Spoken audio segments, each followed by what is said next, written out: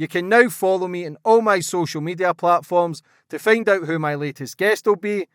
And don't forget to click the subscribe button and the notifications bell so you're notified for when my next podcast goes live.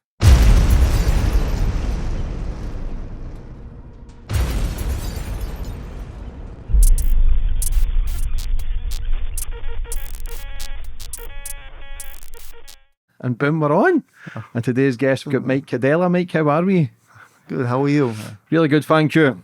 I've seen a couple of your podcasts, Soft White Underbelly, Former Copper, went undercover, exposing satanic rituals and meeting crazy bikers. You've done it all. And yeah, your book as well, we'll plug that straight away. What's your book called? The book is called Alphaville 1988, Welcome to Heroin City. It did really well in the UK, by the way. Uh-huh. Yeah, you guys bought a lot of them. We love that crime shit. Yeah. We love all that. And I think with the Americans, because the UK, with the police having guns and stuff, it's a different level. It's a different animal compared to the UK. The UK's got your kind of gang violence. Mm-hmm. America had the mafia. Yeah. Like organisation, killings every day, street killings in front of people. Like in the UK, especially Scotland, was like knives, and then guns got introduced, but it's not as big. Listen, the UK still has some proper criminals, but just not to the level of Americans, I don't think. I just think it was a different ball game here. Yeah, I think the violence is a little bit different because of the high gun rate. Yeah, definitely. Yeah. First and foremost, it's good to have you on the show. Thank you, man. Good yeah. to be here. A fascinating story, which we'll get into, but I always like to go back to the start with my guests, get more of a bit of an understanding about you, Mike, where you grew up and how it all began. Okay, so I grew up in Brooklyn, New York. Come from a traditional family, Italian-American family, and hung around with some wild kids growing up, like most guys in Brooklyn. Got in a little bit of trouble, dealt with some Italian wise guys, but eventually I figured out to stay away from them guys, and I ended up joining the police department when I was 20 years old. What made you figure it out so young? Well, as you know, I'm sure, there's a lot of treachery in the underworld or in the life of crime, or treachery in general, but it seems that the not being loyal is taken to another level when you're doing things that aren't on the up and up. And I experienced amongst some of my friends, and myself included, obviously, how when things got a little bad or a little rotten, there wasn't the loyalty you would expect. And I saw that numerous times growing up, and it kind of made me flip a page and say, this I can't live looking over my shoulder every day and not being able to sleep. So I became a cop. What were you like at school? Average. I mean, I played sports in high school. I played on the football team, and I made some really close friends. And a lot of them guys were wild guys, but I liked sports and I played sports, and just an average student. What about family life? My family was a good, close family. I have an older sister, and mother and father I got along pretty well. What was the story with the pimps? The pimps tried to shoot you? Yeah, well, like I said, when I was young, I hung around with some wild guys. And what we used to do is we would go to Manhattan if you were looking for trouble, you come to Manhattan, 42nd Street and 8th Avenue. And that's where all the pimps were and the prostitution. And it's nothing like it is now. New York has gotten a little bit, the crime rate in New York is getting high again, but it's still the grittiness of that area, especially, it'll never be the same. It was every man for himself, basically, in that part of Manhattan. And it was the peep shows and the prostitution was out in the open, and we used to watch, like, we were a bunch of young guys from Brooklyn, pretty tough kids, and we used to watch these pimps abuse these prostitutes, slap them around, take their money, and we'd be doing our own thing, looking at going into peep shows and just hanging. We like the excitement of the area, young guys, young 17-year-old guys. And when we'd see, every once in a while, we see this one particular pimp and he was very heavy-handed with the women. And on one or more occasions, we got into physical altercations with some of them. And it got to a point where they got to know the car we were in. And when they would see us in the area, they literally took their guns out and shot at us, trying to scare us away, And they would have killed it. They would have shot us and killed us if they could have, but we knew enough to stay away when it got that bad. How do you think your life would have been if you never joined the police force? That's a tough question, because had I stayed with some of the guys that I hung out with, I would have probably ended up like a lot of guys, dead or in jail, right? Like a lot of guys that head down that path. Either your friend brings you into a room and you get killed, or you end up in jail. How did your friends treat you, especially being on the streets and in a life of sort of crime, petty stuff, to then want to become a copper? Like, how did your friends turn against you? It's kind of like I kind of extradited myself from them at some point, and I just took the test. I became a cop. But years later, not too many years later, I was only a cop maybe 2 years. I went to see them at a bar that they used to hang out at. It was a mafia-owned bar, and one of my friend's father was a pretty heavy guy in the mob, and I went to see them, and they were happy to see me only because they said it right, very matter-of-factly. They were happy to see me because they were happy there was a legal gun in the place, because they were having problems with some other wise guys not too far away, and they were glad that I'd be able to shoot somebody legally if the trouble happened. What was your first arrest like? Do you remember it? Sure. My first arrest was, there was a bunch of guys hanging out in front of a project in Coney Island, a bad project called Cary Gardens. It was on 23rd Street and Mermaid Avenue. And when we approached this group of guys, they were drinking and just being loud and making a lot of noise. And they weren't allowed to be there because people were afraid to come in and out of the building. They see these group of guys, young, tough kids. And when I say kids, they were in their like early 20s, late teens. And they'd be loud, and they would cause all kinds of trouble, and people would be afraid to come in and out of the building. So they knew they weren't allowed to be there. Well, when me and my field training officer, that's the guy who teaches you when you're a rookie, me, my field training officer, and two other rookies walked to the front of the building, everybody dispersed. Everybody left except one guy. And my training officer says, "All right, Mike, lock him up." So I didn't question him then. I just told the guy, turn around, put his hands behind his back, and I cuffed him. We got him back to the station house, and I asked my training officer, I said, "Well, what'd this guy do?" And he said, well, the training officer, had asked this guy numerous times to leave the building. He knew that he didn't belong in front of that building. When he saw us coming, this is what he said, basically. When he saw us coming, he knew he should have moved the way everybody else moved. When he didn't move, he was basically being defiant and saying, "F you, I ain't going." And he had to get arrested. So we locked him up for disorderly conduct for being where he wasn't supposed to be. And then we did a warrant check on him. And of course he had warrants. He had like 3 or 4 felony warrants for robberies, assaults, all kinds of stuff. So he was basically a bad guy. But I mean, in general, it wasn't a great arrest. But it turned out we ended up taking a bad guy off the street. Yeah, why would he not move if he's got warrants out? Because he wanted to be confrontational. That's the bottom line. He wanted to say, "Look, I'm here, I'm tough, I'm not moving." And yeah, that's not toughness, that's silliness, that's stupid. Yeah, stupid ass. Absolutely. Did you fall in love with the job, or were you just doing it for a career, money, or did you start actually enjoying, like, trying to catch bad guys and cleaning up the streets? No, actually, once I got called to become a cop, I made up my mind that I was going to try to be a really good cop.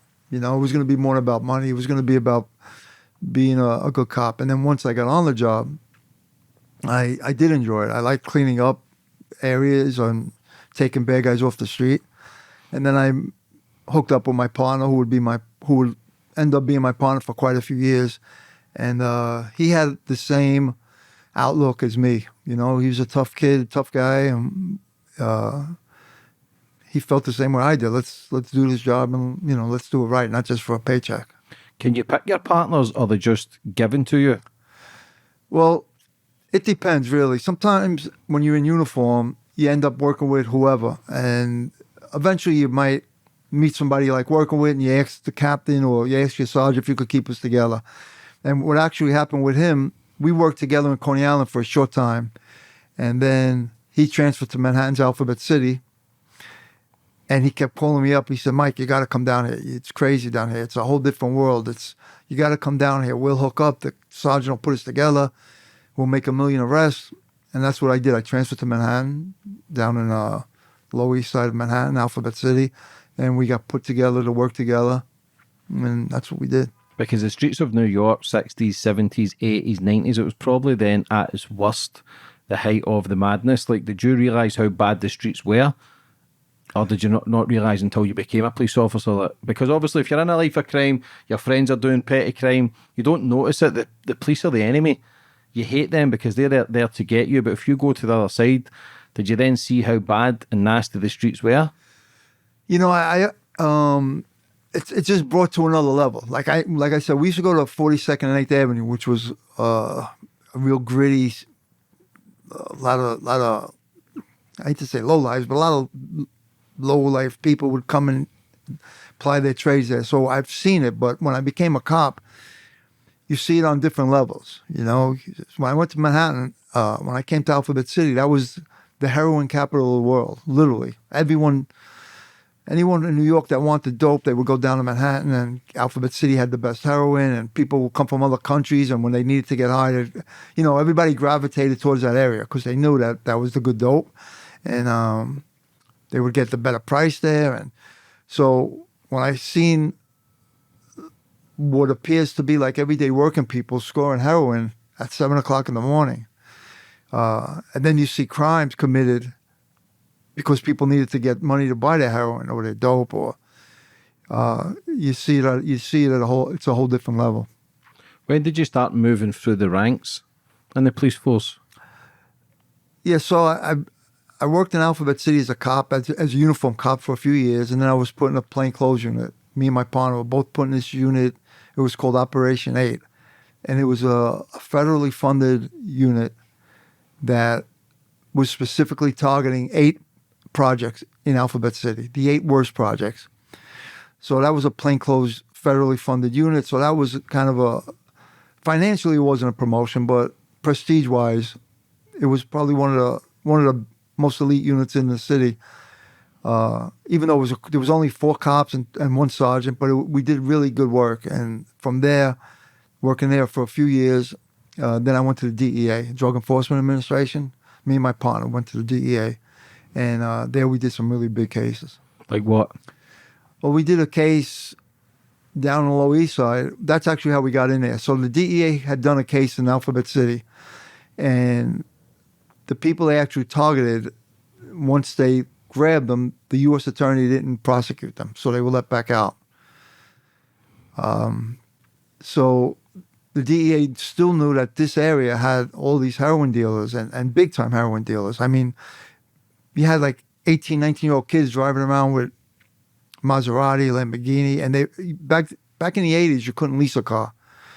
So when you were driving a Maserati or a Lamborghini or a Porsche or whatever this top-end high-end car is, you paid for it cash. So all these young kids, 17, 18, 19-year-old kids driving around in these beautiful cars. So in any case, the DEA still knew that their guys were back out there, and there were all these other guys. And they wanted to keep their case. They wanted to restart their case. And they heard of my partner and I, who had worked in the Lower East Side for quite a few years. We got to know all the criminals. We knew all the inside information, who was dealing with dope, and we knew we could give as much information as possible. So they recruited my partner and I to come work with them. So we were sworn in as federal agents, and we were assigned up there. That case, we eventually go up in a wiretap, and we end up taking down 40 large heroin dealers from Alphabet City. We actually for some time shut down that area for drugs. Because you ended up with a hit in your life, did you not? Did someone not put a contract out on you for $50,000? I did. Me and my partner ended up with a $50,000 contract on us because even prior to getting into the DEA, we were doing such a number on these bad guys, locking them up, seizing their vehicles. We had known some people in the DEA, and that's how the other group got to know us, had heard of us.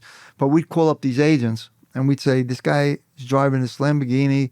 He doesn't have a real job. He's got no income. And they'd come down on our say-so, and they'd seize these Lamborghini or Ferrari or whatever car. And we'd just make so many arrests that the top guys got together and they put a $50,000 contract on my head and a $50,000 contract on my partner's head. I had heard whispers, but I didn't believe it was true, to be honest. But apparently it got word to Manhattan North Homicide from an informant, a registered informant that they believed, and the FBI got word of it also. And so it was a legitimate hit put out on us. They transferred us for a short time out of the neighborhood, and a couple of weeks later we were back. Because obviously the drug trade, to get to the bigger guys, it takes a lot of work. There's a lot of trust issues, but does informants play a massive part to then getting the bigger dealers? Absolutely. See, we worked down there so much and locked so many people up.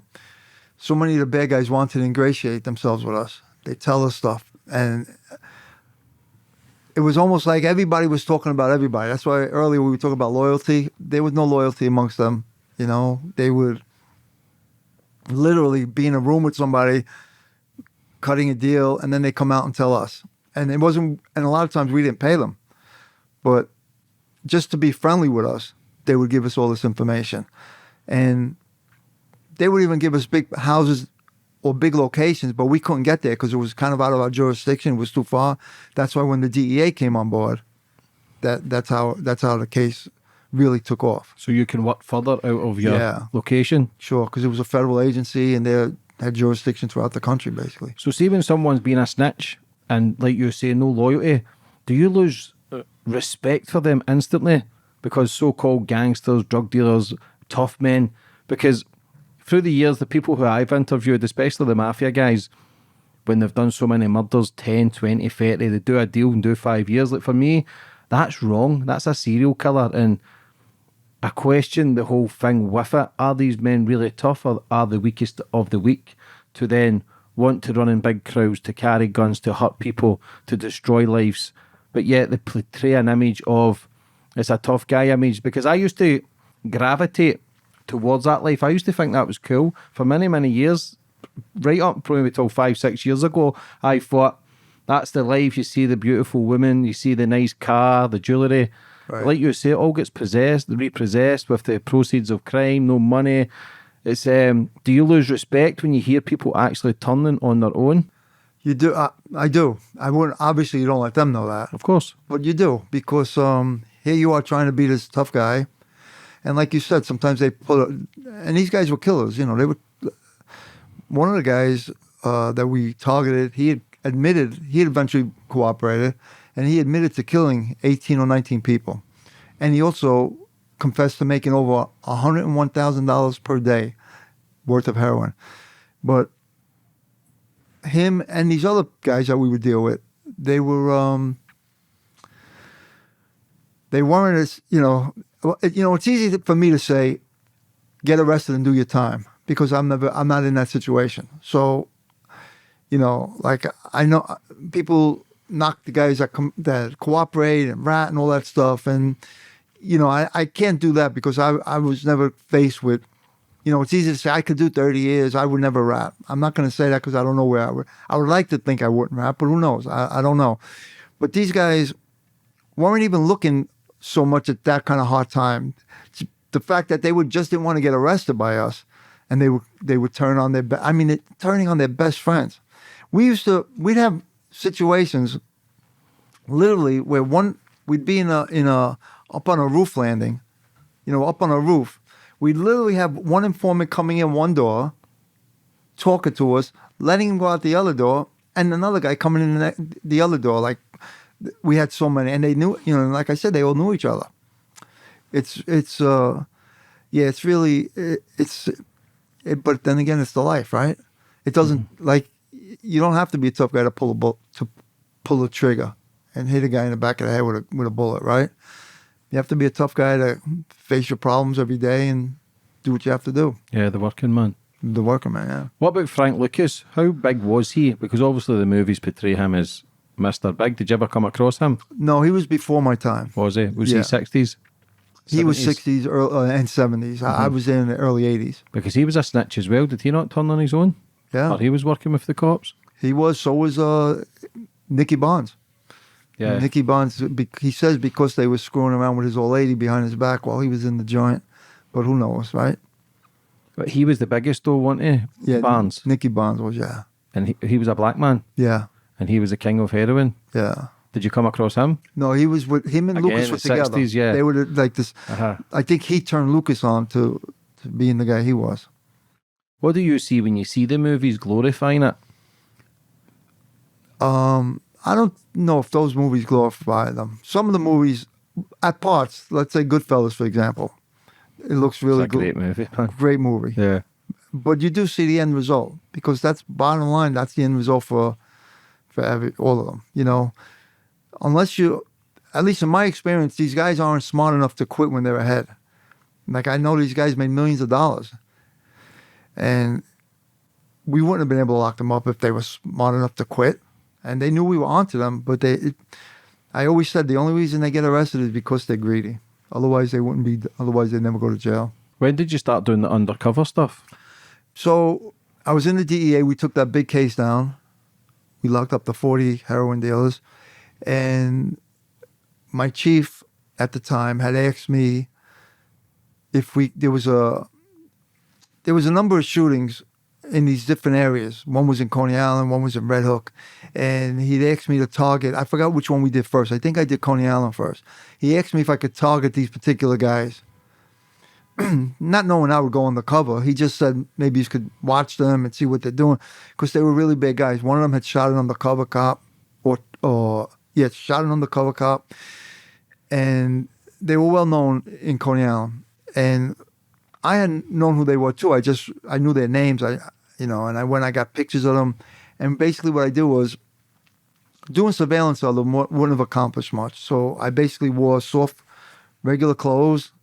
I didn't carry my gun. I didn't carry a badge, obviously, and I had a plainclothes DEA car, a nice car, and I just kept driving around these bad guys, like driving around the projects and where they hung out, and at one particular time, one guy was getting gas, and I pulled up next to him like I had to get gas, and I just started talking to him, not about drugs, just about the cause, and let him recognize my face, and I'd do it numerous times, and then eventually I met a female from down there, from the projects, and through her, she says, well, I told her I was looking to score some drugs, and she said, well, I got the guy for you, and she actually introduced me to an Italian guy, from not far from Coney Island, who actually had a drug habit, but he was a little bit connected guy. And when I told him what I wanted, he said, well, I'll introduce you to all the right guys. And he calls up these black guys that I had met at the gas station. And they recognized me a little bit. And this Italian guy had a drug problem.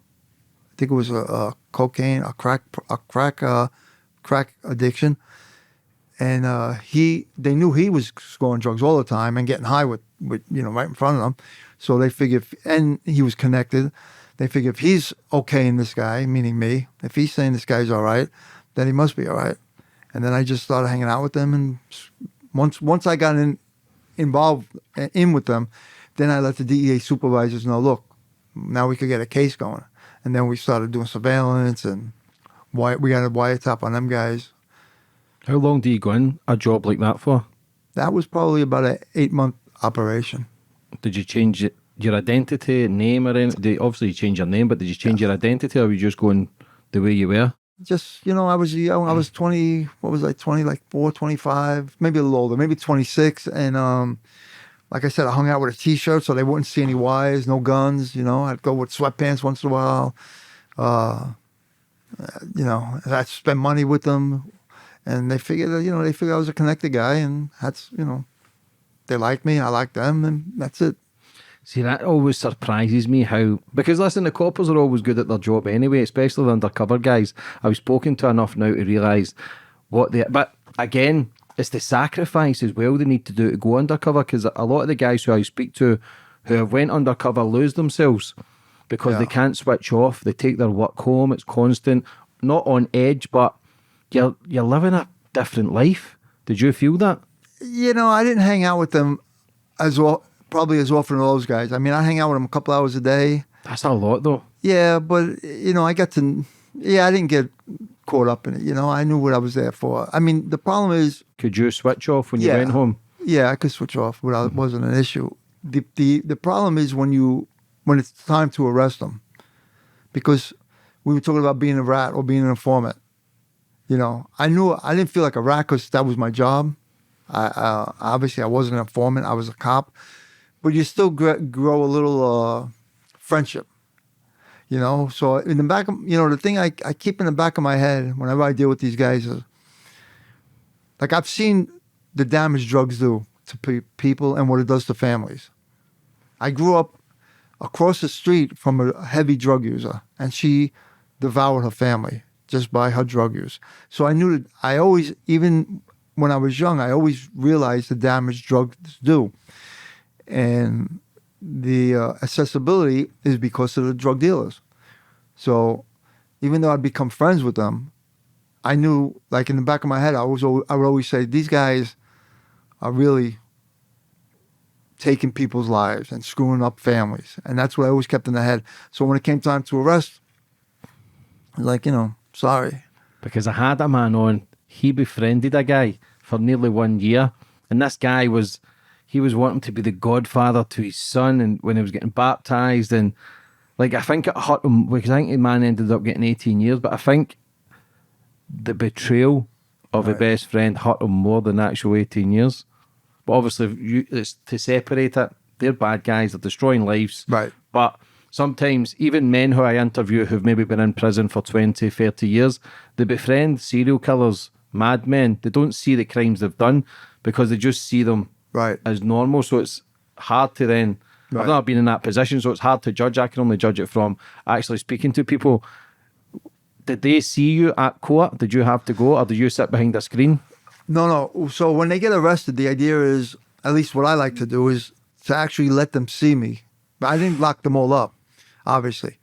But when they get marched into whatever arrest facility they're going to be at, I used to like to be out there with my badge in front of on my chest, so they would know, not to rub it in their face, but just so they know that I'm a cop, not a civilian, and not a rat, not an informant. You understand? So like extra bit of protection so they don't come looking for you? Yeah, so I mean, listen, you're going to come looking for me, it's not going to be easy to kill me. It's going to be, so you're going to make that decision one way or the other. But yeah, understand that I'm a cop, I'm not a civilian. I was never really your friend, I was doing a job. And that's the bottom line. Did anyone ever say anything to you? No, to be honest with you, I don't think anyone ever did. I know no one ever did. For the most part, they would look at me and look down. Like, I think more disappointed in, not me, more disappointed in themselves that they were foolish enough. I'll give you once I was driving up to Washington Heights to buy some heroin. And it was actually this case. I was driving with a guy from Coney Island. So we had to get picked. I had to pick him up in Coney Island and drive him all the way to Uptown Manhattan, which is like an hour ride. It was actually a longer ride because it was like rush hour. And one of my surveillance guys, he was an older guy. He hadn't done surveillance in years. And he's back on the street, and he's one of the guys doing surveillance on me. So now they're going to go, the DEA is going to watch me buy drugs and take pictures and identify, and not lock people up that day, but just to enhance the case. Now we would have a target up in Washington Heights now after this deal. But anyway, so they're going to follow me from Coney Island all the way up to Uptown Manhattan, an hour and a half drive. And the older guy, again, who hasn't been on surveillance in many years, is literally right on my bumper, literally from Coney Island. And I keep looking in the rearview mirror, and he didn't even have he had a car that looked like a police car. It was like a Cutlass Supreme or something, but it looked like it was a car that police use. Like the other guys are driving, Mercedes or fixed up Jeeps, and he had like a car that looked like a cop car. And he's right on my tail. And I got the one guy next to me, who's a bad guy, and the one guy behind me is the guy who had shot the undercover. And they keep looking behind me, and they see him. And they tell me, this guy's been on us. They didn't say it as nice as I'm going to say it. But they said, this guy's been on us in Coney Island. Is he following you? I said, he ain't following me. Maybe he's following you. So now I got to stop. I literally had to try to get away from my own surveillance team. So I drive in and out of traffic. I'm running lights. And the one guy says, I could curse on here, right? Yeah, of course you can. He says, you drive like you got a motherfucking badge in your pocket. So I said, no. You are not used to having a guy drive a car. You're used to sitting on a fucking subway car. And we laughed and we got to where we had to go. And then eventually the surveillance team caught up with me. But when we locked him up and he walked by me, he must have said, he had to say to himself, the way this guy drove, and I knew he drove like I got a badge in my pocket, he had to say, how the fuck did I let this guy introduce this guy to another dealer, to a big dealer? Because, he had to be disappointed in himself. Why was the surveillance so close to you? Well, he was out of touch because he was an older guy. He hadn't done surveillance in years. And so what I would do is I pulled over and I didn't want to use the cell phone because they could hear. Mm-hmm. These are old this is going back to the late 1980s, 1990. And you're talking a cell phone, the whole car could hear you basically. So I kept saying my cell phone's not working. I got to make a call. And I'd pull over and use the payphone and call one of the guys and say, listen, get this guy off my tail. These guys, they made him. They know who he is. They see him. And they say, okay, we'll call him off. I'd get back in my car, I'd drive. He'd literally leave me for like 10 seconds and he'd be right back behind me.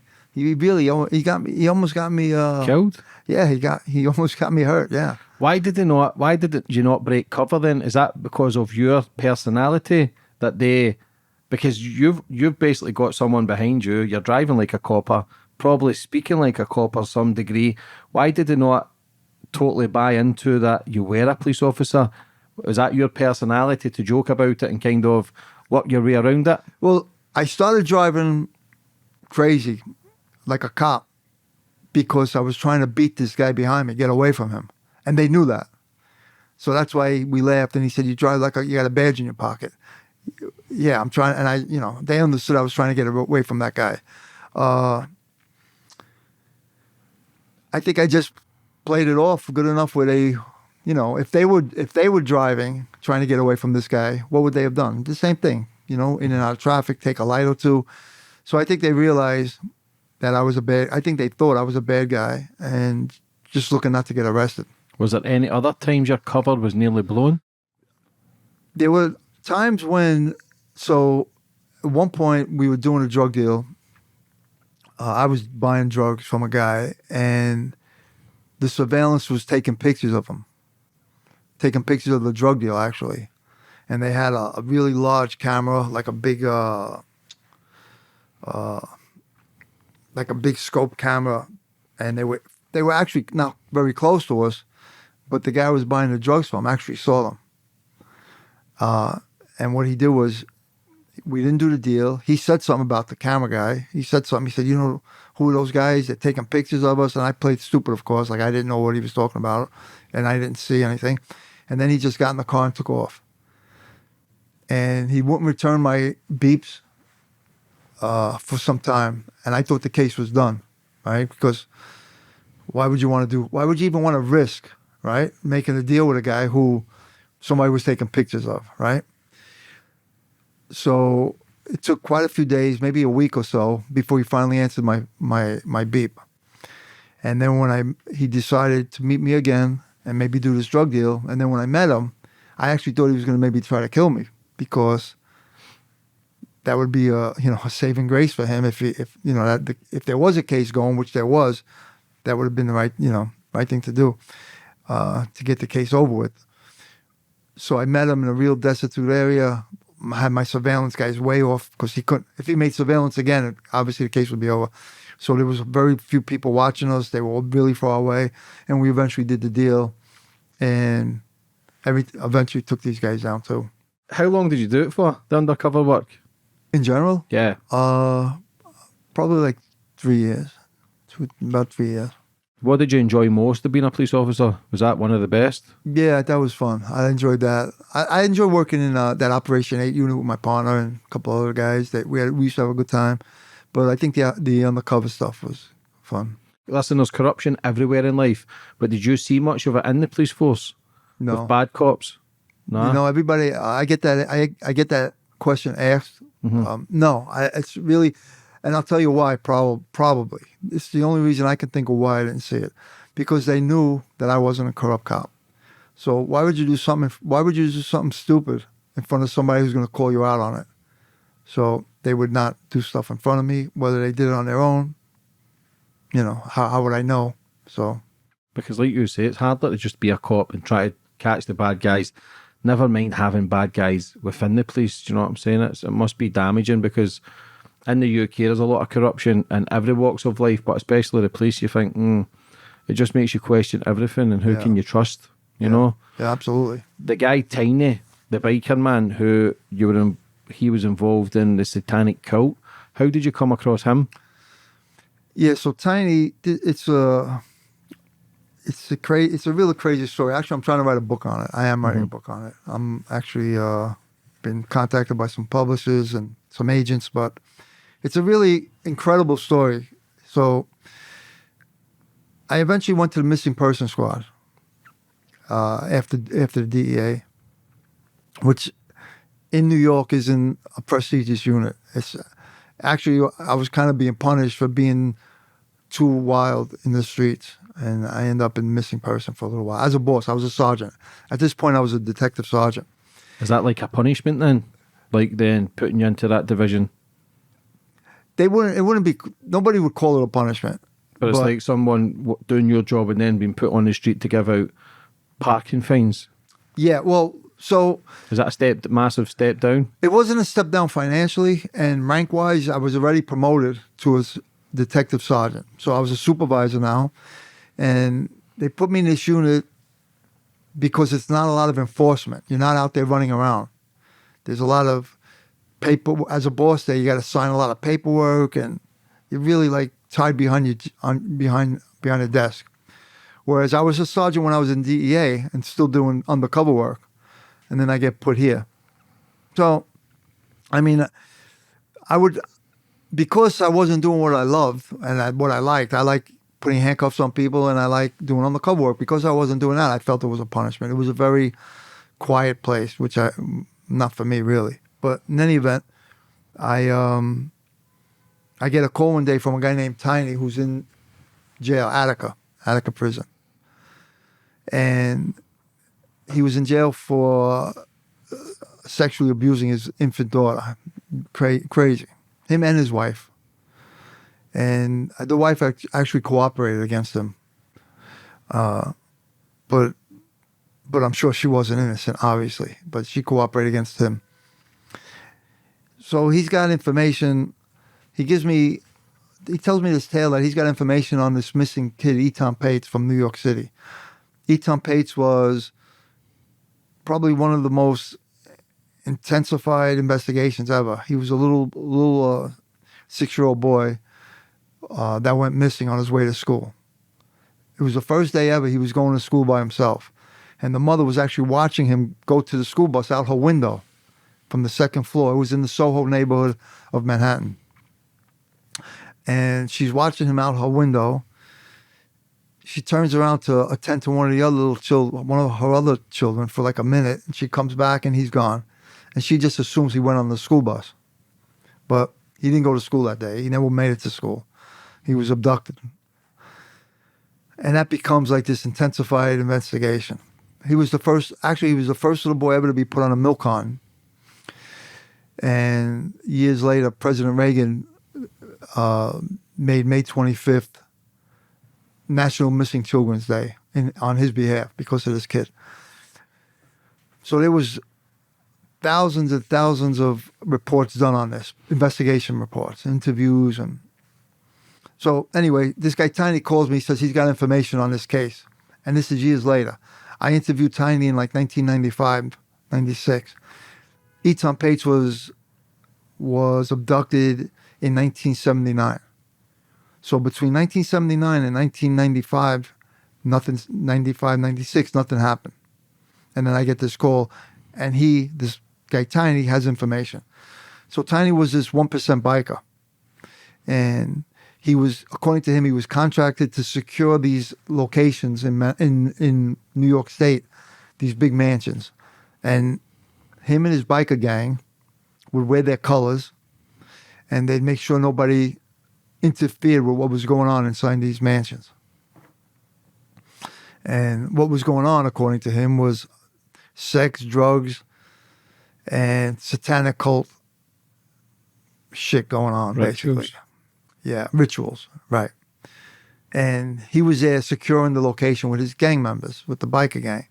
But at some point, he becomes friends with the people inside, and he starts to go into these parties wherever they, not only securing them, he'd actually go in, and they'd invite him in.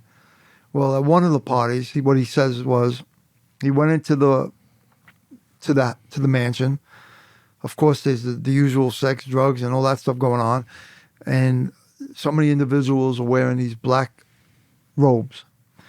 And he stands in the background watching what's going on. There's an altar, a makeshift altar. And he's watching this whole scene transpire in front of him. And they call out the little boy, Eton Pates. They put him on the altar. They do all this ritualistic stuff to him. And then according to him, he doesn't see this because he says he leaves, but according to him, they sacrificed the little boy for Satan. And they take some of the high priestess take his blood, and that's the sacrifice. And so he says, so with that information, we went looking. So that cult, by the way, that was a satanic cult, obviously. And that cult, according to him, is also involved with the Son of Sam killings from New York. I don't know if you're familiar with Son of Sam. Son of Sam was a serial killer, a prolific serial killer. He killed 6 people and shot 7, mostly women. And he was killing people in 1976 to 1977. And he originally made up this fairy tale about a dog telling him to do these killings when he got arrested. But then years later, he changed the story, and he said that he was part of this satanic cult. And it was their job to start this upheaval in New York and then throughout the country. And that's what he was really involved with. Well, according to Tiny, this is the same cult. And these are the same people that not only were involved with the killings, but also killed the little boy. How many cults are there in the UK, in New York? Is there many? These devil worshippers, kind of satanic They're rituals? around. I can't give you a number, but they were around then, and I'm sure they're still around. And what you thinking then with this guy Tiny having that information for all these years, but then he's a paedophile because of what he done to his own daughter? How do you know how to trust him? Well, that's the thing. But first of all, the pedophile stuff fit into this cult because he actually gave us information on a Nobel Prize winner. He said he was involved with the cult. And we looked into it. We found out who he was talking to. He didn't know the guy's name. He just knew the nickname. But we found out who he was talking to. And, of course, he was correct. This guy, his name was Daniel Gadgetchek, was an actual Nobel Prize winner for science. And he was involved with the cult. And Tiny had picked him out of a lineup as being one of the people involved. So you can't just obviously take Tiny's word because he's looking to get out of jail. Well, yeah, well, I'm just about to ask that. What's his gain from it? Was he wanting to make a deal? Yeah, he was looking to make a deal. His parole was coming up, and he wanted to be paroled and let out. How many years did he get? Well, he was arrested in like 1980. This is 1995. So he did at least 15, 95, 96. So he did like 15, 16, and he was up for parole like within the year. So, yeah, he wasn't shy about telling us what he was looking to do. He wasn't doing this out of the goodness of his heart. He was looking to make a deal and help himself out and get out of jail. Did he tell you what he'd done to his daughter as well? Did you have to look into that case? Well, I knew, I got his case folder, and I read the reports. And what you found? And he wasn't even shy about it. I mean, the bottom line is he felt like it was his, I want to say his privilege. It was his right to do what he wanted to his daughter. That's the way he felt about it. How old was his daughter? Well, he had been doing it to his daughter since she was an infant. And then when they locked her up, she was like 3 years old, I think. So he'd been doing it, and like I said, unashamedly. He wasn't ashamed of it. And what's it feel like when you actually sit across from these men? Because crime gangsters, listen, I've met some of the biggest criminals on the world, and some of them are some of the actual best people I've ever came across. Some of them are, listen, might not be like that behind closed doors, but face to face, respectful, quite upfront.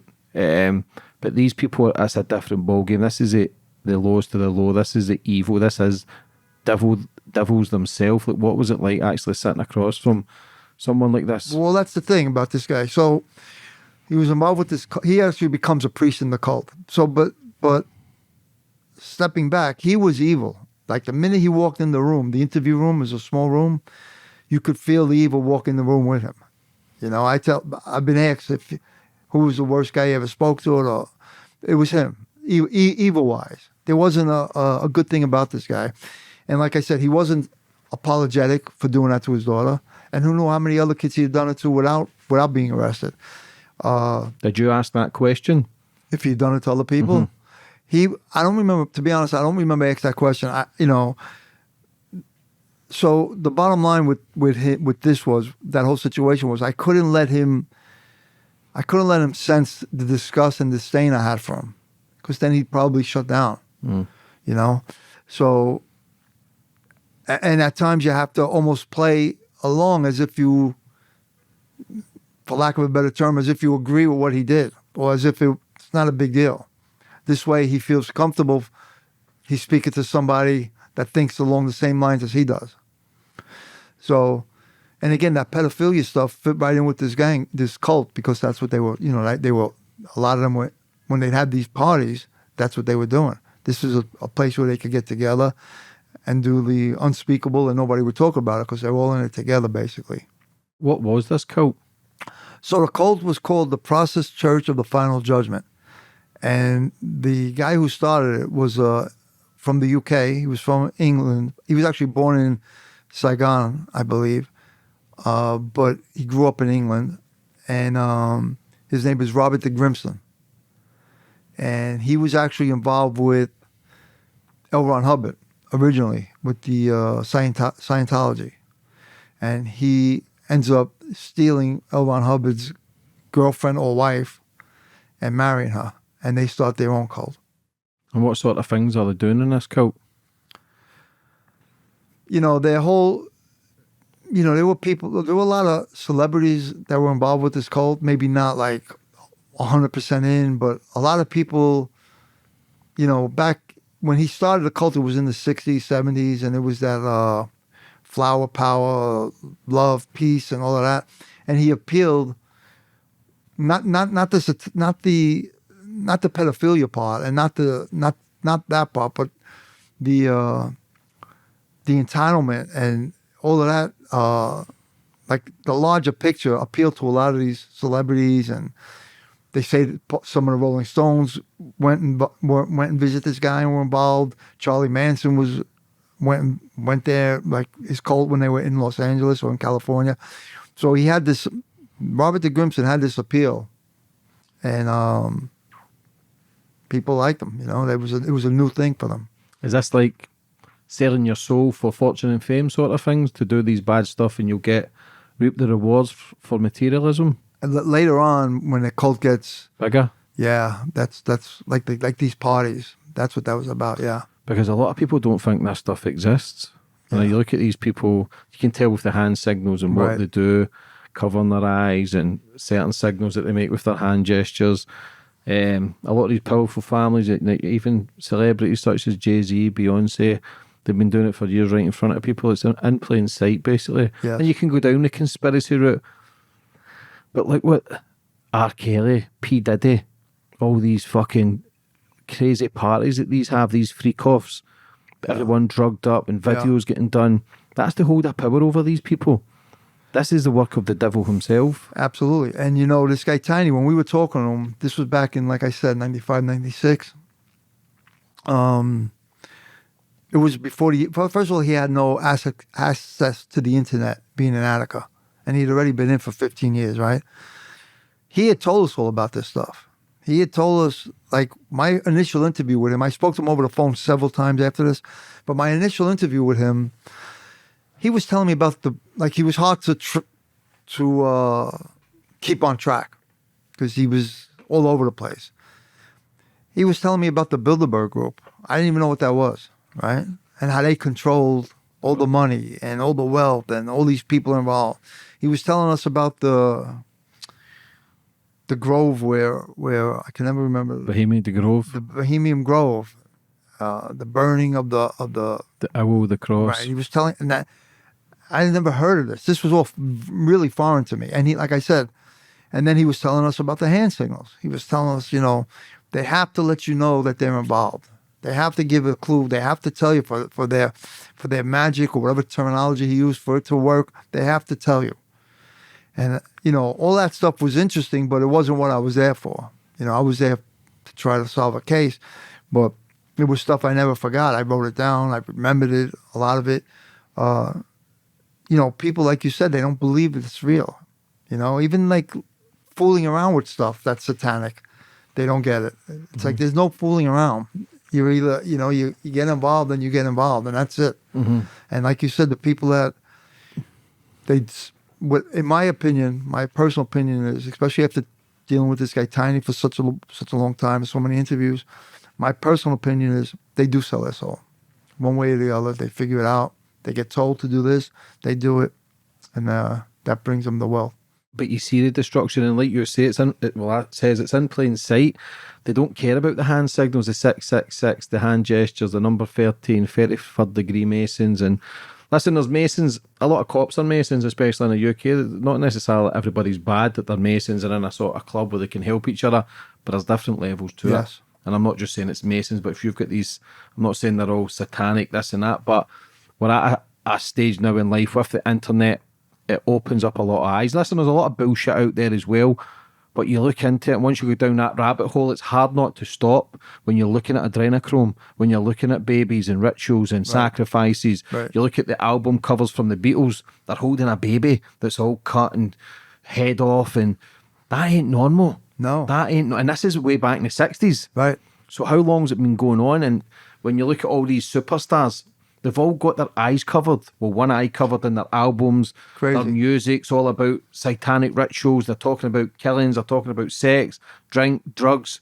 And we think, oh yeah, that's a great song. Including myself, I still listen to music I know I shouldn't listen to. But it's difficult when there's so much noise around you. Yeah. And this is to then dumb you down, lower your vibration, where you're not really in a state of trying to have a better life, because the whole fuckers have got you by the balls. And it's hard to disconnect from it. Do you think you would understand it more now instead of the 90s when it was unheard of? Because you going back and telling people what he says, they would have thought you were fucking crazy. Yeah, I mean, the bottom line is a spiritual war going on. That's, you know, that's the truth of the matter. Mm-hmm. And, you know, it seems they're winning, and it seems that people don't believe what's going on. Like you just said, they just don't buy it. And again, this was in the 90s, and I did not believe him, because I would, in the course of the investigation, I would later prove everything. 99% of the stuff he told me was true. And this was something that stuck in my head all those years, that he knew about this before anybody, you know, I mean, before it became more public. Because he was in the, you know, he was in on the ground floor with these people. He became a high priest in this cult. Mm-hmm.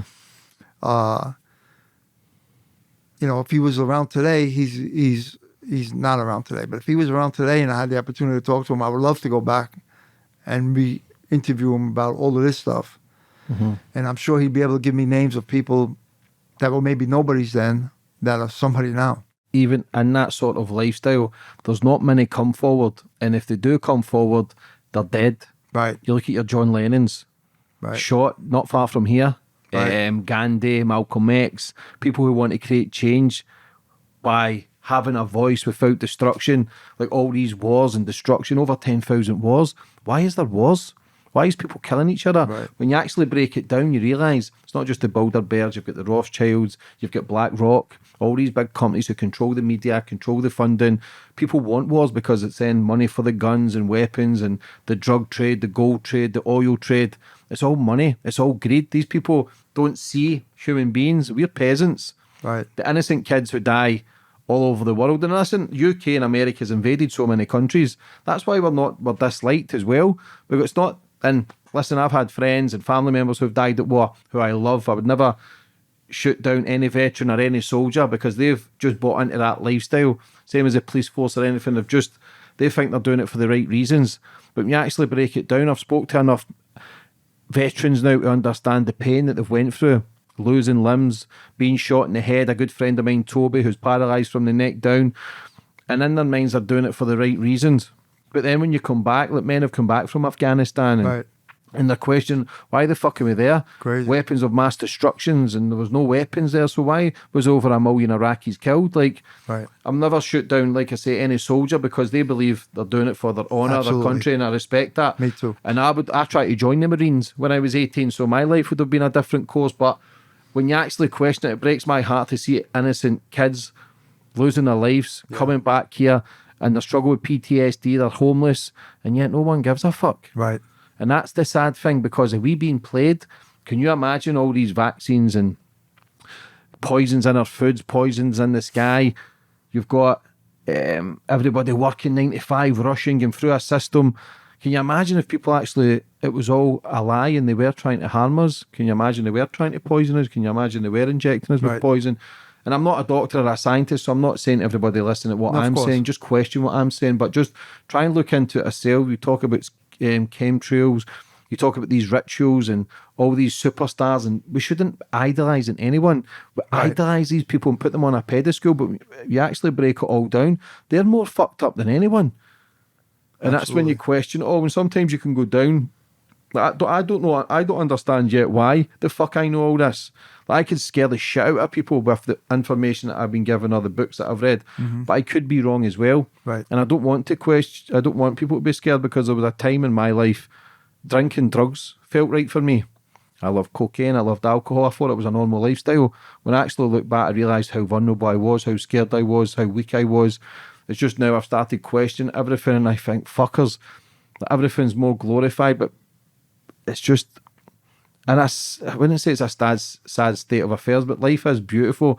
I just see so many people struggle, and that hurts me, because everybody's got a sense of greatness in them. Everybody can achieve whatever they focus on, but you can't focus on being great when you've got so much static, so much noise, so much music, debt, trying to live a life of fucking madness, and it's a crazy world out there, especially you get the news, you've got parliament, you've got governments, you've got elections, everything's noise, and then it's other distractions here and there. And like I say, I don't have all the answers, but it's just when you actually break it all down, especially speaking to someone who firsthand in satanic cults, it makes you realise how fucked up the world is. Really? Have you got kids yourself? Yes, I do. Yeah. Does it make you appreciate them more with the stuff that you've seen and the stuff that you've heard? Yeah. Or do you become overprotective? Yeah, it's a little. Well, you appreciate them obviously, but it's you know what's out there. You know, sometimes you feel like if I didn't know what I know, you'd be like if you're dopey, you're in better shape sometimes. I think, you know, you don't know what's going on. You got blinders on. You don't see, which is unfortunately, half the population. Really, they don't have a clue. The minute you know what's going on, now you got to become that much more protective.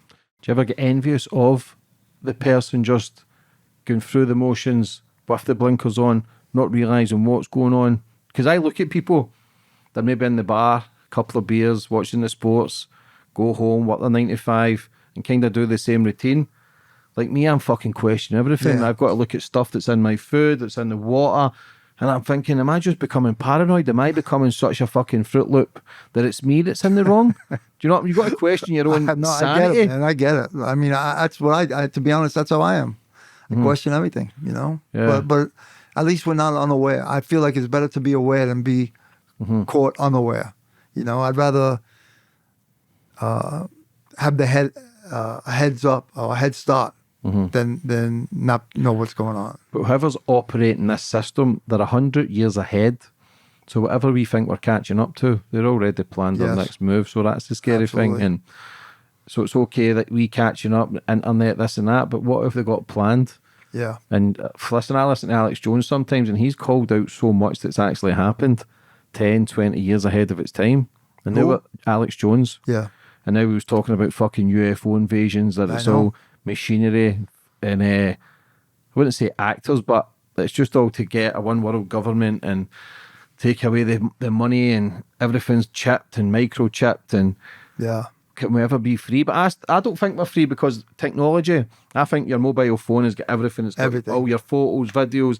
It's got your banking, your phone numbers, photos of who you're with and who you are. Where and you're going. it's just a big microchip. Yeah. And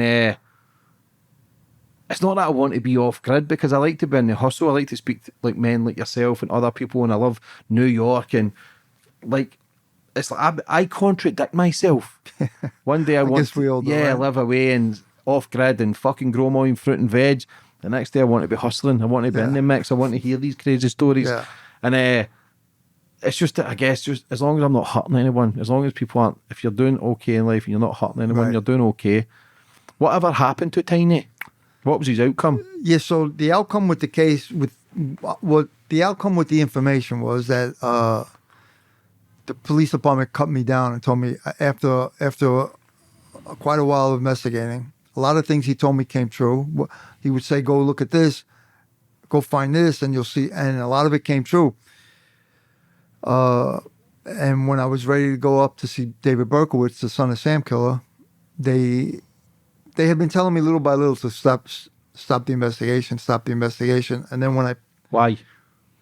Are you getting too close to the truth? well, who knows, right? That's a possibility. You know, he had said that there was a DA, a Manhattan DA relative in the cult.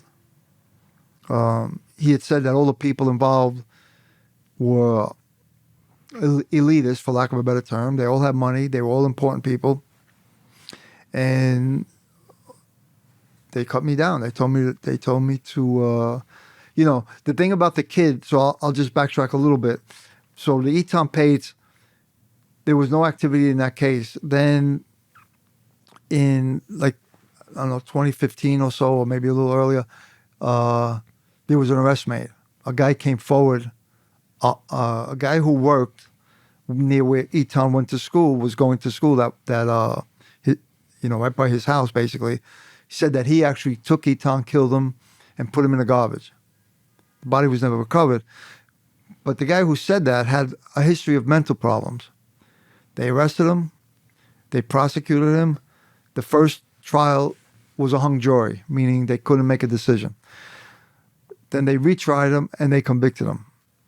So if that's the case, if he did do it, then Tiny either saw another little boy or what Tiny said wasn't 100% accurate.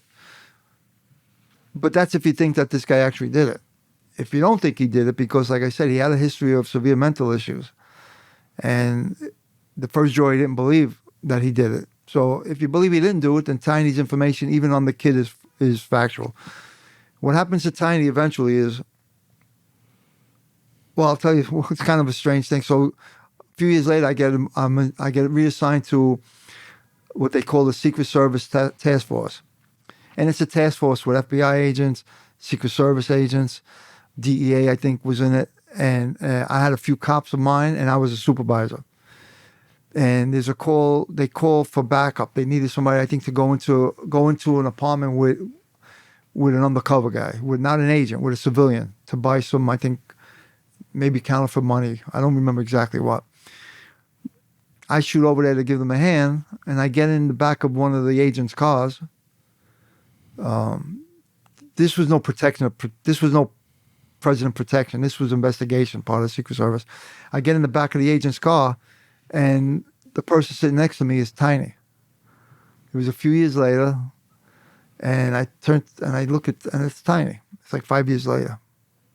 And he looked at me quick. He kind of didn't recognize me, but I recognized him because, like I said, he had a very unusual, distinct look to him. And I recognized him right away. And I'm like, what do you do? He said, yeah, he was the informant. He was right. He was the informant on this case. But in any event, he had started a business and gave me a business card. But eventually what happens is he remarries and he moves to Pennsylvania. He remarries a woman who has a baby, and the state of Pennsylvania takes the baby away because he's a pedophile. So they take the baby away. The woman had previously been married to another pedophile that was in jail. They take the baby away. He tried to sue Pennsylvania to get custody back up to the baby, which is his. And he changed his name. He changed his name to an American Indian name, and he said that he was an American Indian chief. And that's the last I heard of him. And then I know now that he's dead. Yeah, good. Good riddance, right? Yeah, because these people don't change. No. They say the mind can't be changed, and I always say that people can change it, people can make better choices, but that sort of level of paedophilia, the brain can't be changed, it can't be rewired. These people, for me personally, I don't agree with killings and death penalties, but these people, to harm a child should be death penalty. Yeah. That's the only way to protect kids, like giving them life. And like the UK sentences are so lenient. People are getting 12 months and 2 years for some of the worst crimes, some of the most heinous crimes on the planet. And I think, is it because you can't say every judge and this and that are involved, but why are they so protected? Yeah. Is my question. Why are these people so protected? And now they're even giving them a new name. £15 you can change your name in the UK, new identity, new passport, new driver's license. No, but they're even giving them a new, not name. pedophile. Yeah. They're calling it something else. Yeah, so they're trying to make it a sexuality. Young adult lover. Yeah, they're trying to make it a sexuality where they're trying to normalise it. But I think the power of the people would be too strong. Now, we've got all the transgender. Listen, I have to say this nearly every podcast. I don't give a fuck if you're trans, gay, bi, straight, whoever you are. If you're a good person, I'll be good to you. I agree. But if you're taking all this transgender shit into schools and primary schools, and you've got pubic blockers and people changing they got different hormones, and people coming in identifying as cats and werewolves and dogs, and they've got litter boxes in school. You're thinking, listen, you're promoting mental health. There's something not right here. Right. And the rise with people who, and listen, it must be difficult to think you're trapped in someone else's body, but the more you speak about it, the more normalised it becomes, and people then think, oh, that must be me. Yeah. People are trotting off their dick and their tits, and I think 70-80% then become suicidal.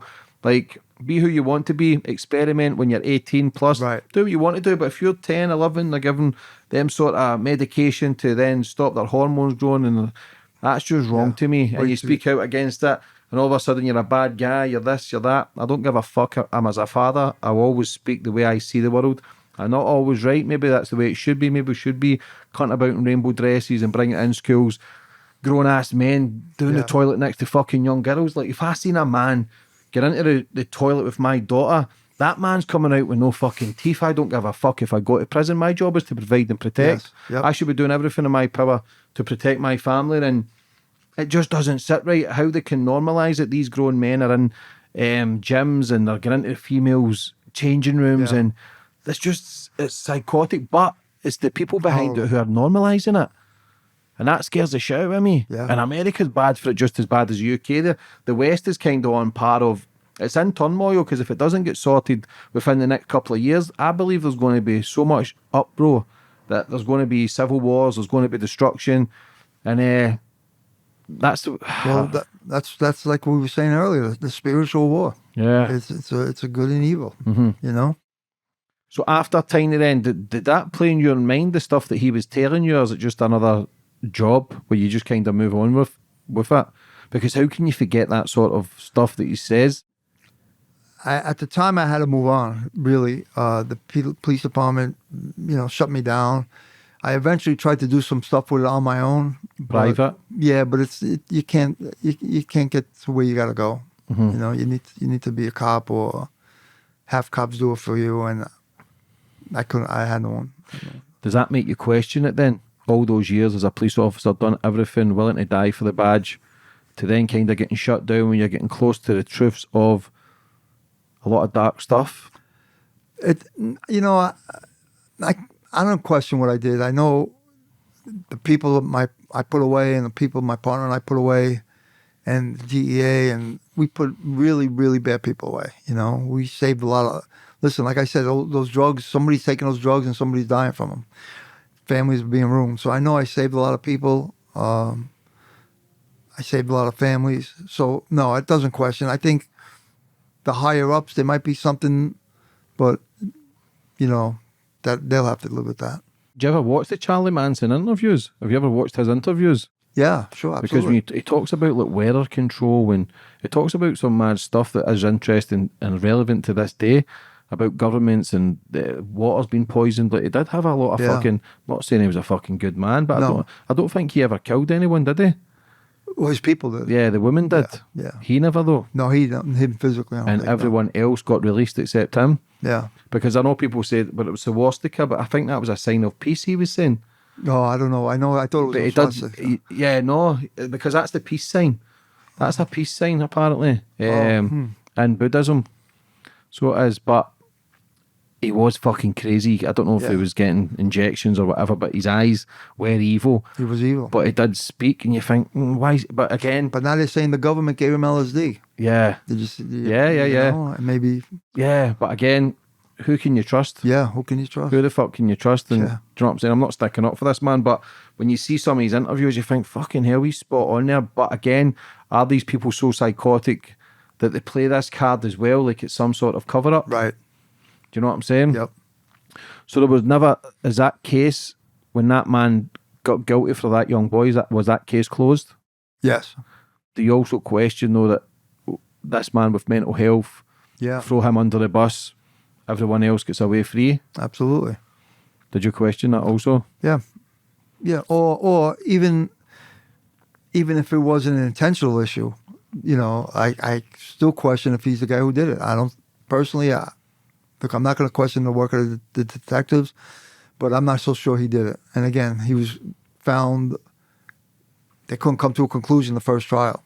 And that's with a confession. Did he confess to doing it? And he confessed. And they still couldn't, because of his mental problems. You can't take the word of a guy that's not all there. So his confession really doesn't mean anything. Was there how long did you work in the missing department? Maybe 2 years, 2.5 years. How many people go missing every day in New York? Well, there's probably like 15,000 per year in New York. Yeah. But it's not, see, people get a misconception. It's most of them are runaways and they come home for the most part. So it's not, it's 15,000 reports taken, but it's not that many. But there are cases, one of the cases I worked early on was a case of a kid named Vernon Jones. He was a wannabe actor, good-looking kid. It was New Year's Eve. And again, this ties into the Satanic thing, because Tiny said New Year's Eve is a very big Satanic holiday, as is Halloween, the winter solstice. New Year's Eve is on that level of holidays. Why?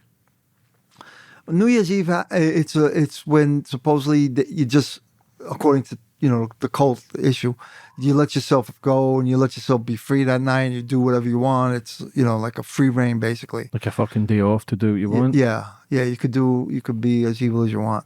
And a lot of people go missing. A lot of male whites go missing New Year's Eve.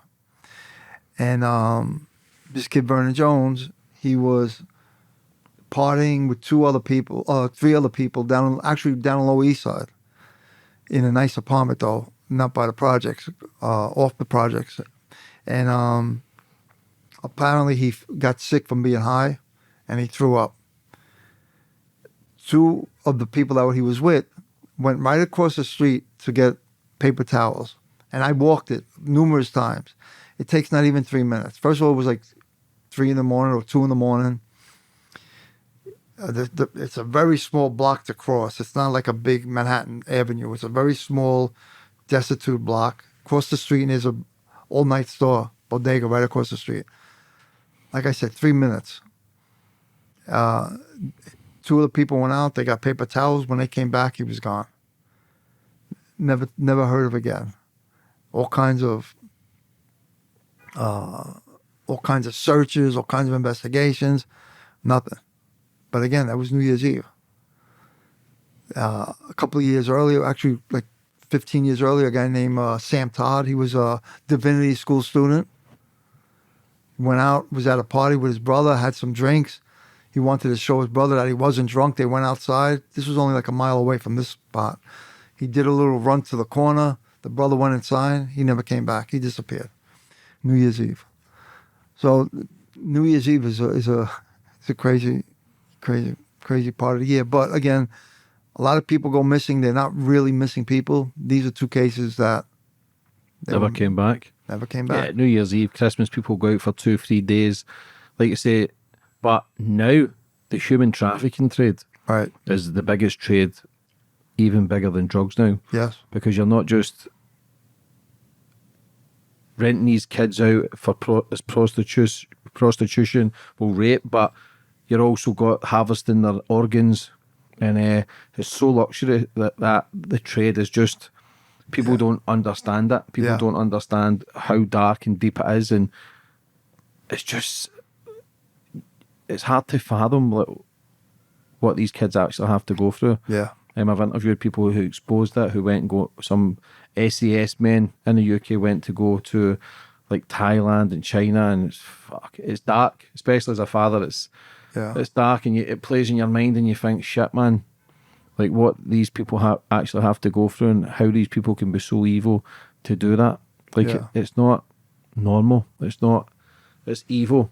Yeah. Did you have to then go and report to families? Did you ever find any of the missing people as dead? On occasion, yeah. Not these two kids never appeared, but there were cases where the bodies turn up in the river, and they come float. They float up. Especially if it's in the winter, if they go missing in the winter, and then the body, the water's icy. Then when it warms up, the body comes up. Mm-hmm. So yeah, it happens also. What's the hardest part of being a police officer? Yeah, I don't know. That's a tough question. I think nowadays, more so, there's no gratitude. I mean, I don't need to be thanked, to be honest, but I think nowadays people look at cops with some disdain where they didn't in the past. I think it's worse now, to be honest. You think so? I think so. I think cops are, with all of these protests and these defund the police, and people so disrespectful to cops, spitting on them and not getting any retribution. In New York, it's very common. They don't go to jail, they don't get arrested. The cameras in the cop's face when the cop's trying to do his job. Yeah. It's really, they have it tough nowadays. Yeah, do you think technology's changed that though? Because obviously the police get shot at every day. Police get killed every day. There's people, bad stuff happens to police every day, but if the police have done something to a civilian, it's then all over the social media, and then there's wars against the policing. But as a life, when I grew up in Glasgow, very rough area, we were taught to hate the police because we were doing bad stuff, so they were trying to get us. They're only doing their job. It's not till later on in life when I started speaking to police officers, women in the police force who went undercover, who then become addicts because of what they've seen, getting called to traffic stops of people dying, kids abused, like the people being hanged and shot, stabbed. Like, people don't realise what a police officer has to go through. It's a very negative job. Yes, there's some positives. You can catch criminals, but there's just it's a revolving door of new criminals coming in. It's never ending, but what they have to go through, what they have to see is unimaginable. And like you say, it's probably feeling underappreciated for actually putting your life in the line, try to catch bad guys and try to give people a safer life. When you actually break it all down, like, I didn't realise the extent, because one of the women I had on says there's a lot of police officers turn to drink because it's like people, any sort of service, from the police and firemen and people who serve in the army, it's not a normal thing to be seen every day, violence and anger and a very negative bubble where it just doesn't sit right. So it's going to eventually take its toll. So I didn't realise the extent, and there's not much help for police officers, especially in the UK. People say there's not. And there's not much funding, so the numbers are dropping. But you take the police away, there'd be fucking riots everywhere. Do you feel that more so now, that there's a lack of a bit of appreciation because of all the social media and people portraying the police as bad? Absolutely. Yeah. I mean, the social media, like I said, that they had to defund the police here in New York. So they don't want to give any money to the police. Right now, New York City has the least cops they've had since 1990. And the population of New York has grown significantly. So, cops, there aren't enough cops to answer jobs. There's not enough cops to do the job. That's the bottom line. It's really, they really have a tough job nowadays. 9/11, you were there at 9/11, is that correct? Yeah. How was that day? That was probably one of the hardest days of my life. That was a tough day. What happened? Yeah. So my office was actually in 7 World Trade. That's not one of the high buildings. It's the one that burnt down, that they say was exploded. That it was set up to explode. But I was running a little late, and I got caught in the tunnel because of the traffic from the initial plane that hit, and there was all kinds of. The tunnel was a mess. Getting into the city was a mess. So as soon as I got out of the tunnel, I just pulled the Brooklyn Battery Tunnel. As soon as I got out of the tunnel, I just pulled my car over, and I ran to the buildings. At this point, both planes had hit, crashed into both buildings. So I was in civilian clothes. This is when I was in the Secret Service Task Force. That's where my office was, in the World Trade Center, 7 World Trade. So I ran over to the building, and of course the cops tried to keep me out. They didn't know who I was, so I identified myself, and I went into the building to try to help evacuate people from the building, because there was fires, and while I was in the building came down basically while I was in it, and I got thrown, outside. I got thrown from the building, and I eventually was helped up. I was brought to a hospital, cleaned up, and then I went back later that night to help dig out some of the rubble. Was that still playing your mind to this day? Yeah, absolutely. Yeah, that was a tough day. Yeah, and then I was assigned to the morgue shortly thereafter, and it was horrible. They were digging up bodies for months. Mm-hmm. Yeah. Yeah, it's one of the biggest disasters ever. Like, it's unbelievable what happened. And do you question, with the kind of things that come out now and the knowledge of people, like, obviously they say planes, but then, listen, I don't want to go down the conspiracy route, but do you question what actually happened at that time, when they say it was planes, but now you look at it and you question it, were these people then creating catastrophes to then gives them the green light to go and invade other countries? I know. I know. Can you imagine if that was the case? And I'm not saying that because I don't want to... No, of course. Disrespect anyone who's lost family members or friends to such an absolute disaster, but you look at it all and you think, why? How can 2 planes hit 2 buildings? It just doesn't make sense to me, and I could be wrong, but how can one get hit and there's no sort of radar, there's no sort of information to say it's happening? Some people say it wasn't even airplanes, some people say it was missiles, some people say it was detonation, because I'm having a man on actually who speaks about the detonators in the building where it looks as if it's been detonated. And like I say, I don't want to ruffle feathers or upset people, but I just like to question all aspects, because imagine that it wasn't say set up, but how, because you look actually into the Bin Ladens as well, that family, and how much money these people have. Yeah. and how popular they are. And like I say, I don't want to be a mad conspiracy nut and upset people, but it's just to question it, look into it. Absolutely. And can you imagine innocent people dying for the sake of greed and power? Because I think there was a billionaire or someone took, because something to do with asbestos that was in the building, and someone bought over it and then claimed insurance where they made like Right. 6-7 billion. Right. And I'm not saying, like I say, it's such a touchy subject because there's so many innocent people, but you've still got to question it. Well, You've still got to, when it first happened, I would hear other explanations. It used to actually aggravate me. And I would say, who would do that? Our country wouldn't do that to itself, and no way. It had I believed it was what they presented, 100%. And again, if somebody would say something else, I would just, you don't know what you're talking about. But all these years later, there are many questions that aren't answered sufficiently, And I think it's possible, very possible. Whereas in the past, like I said, I would have never thought it was possible. yeah. And I would have never mentioned that 20 years ago because you would have got fucking punched in the face. Yeah. Let's be honest, if you says that here, and rightly so, because innocent people lost their life, and you had 16-year-olds signing up to join the army. Yeah. To give their life, because you know how patriotic the Americans are. You see when the national anthem gets sung, and the hand and the heart and the tears, and you can see the unrest that happened. So if the media can then, this is the thing, the media can then portray something. This is who done it. How the fuck can an airplane crash, but then someone's passport comes down and they found his passport? That passport is unbelievable, isn't it? And why people believe it though? Everything, the Twin Towers crashed, but the only things there is the hijacker's passport. Unbelievable. Doesn't make sense. I know, it's crazy. And you can't question it, because if you can question it now, I would say, because more people speak out and kind of. But like I say, I don't have the answers. I wasn't there. I don't know 100% who was involved, but just to question it, because the power of the people is so strong.